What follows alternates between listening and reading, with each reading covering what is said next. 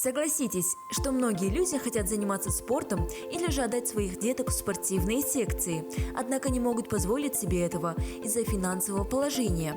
Как раз таки отличной возможностью станут бесплатные тренировки, на которые вы можете сходить сами или же с детьми. Проект инициирован Министерством культуры и спорта Республики Казахстан. Цель данного проекта – оздоровление жителей Республики Казахстан. Пропаганда идет массового образа жизни, здорового образа жизни.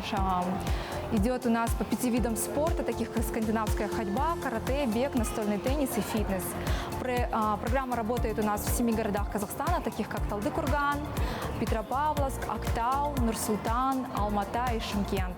У жителей городов есть прекрасная возможность заниматься на свежем воздухе, что благоприятно влияет на здоровье и общее самочувствие. Благодаря поддержке Министерства культуры и спорта Республики Казахстан жители нашего города могут бесплатно посещать тренировки по карате. Наши тренировки в первую очередь направлены на развитие физических качеств, такие как ловкость, координация, сила, быстрота, выносливость. Также наши тренировки укрепляют дух и закаляют характер. Обучение проводят квалифицированные инструкторы и тренеры.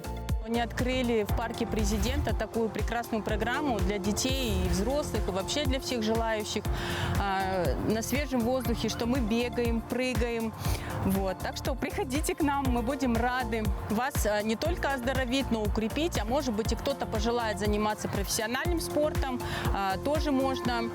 Вот. И потом будете участвовать на соревнованиях. В каждом городе выбраны от 2 до 6 локаций по каждому виду спорта, где проводятся тренировки. В основном занятия начинаются с 17:00, а продолжительность одного занятия составляет 1 час.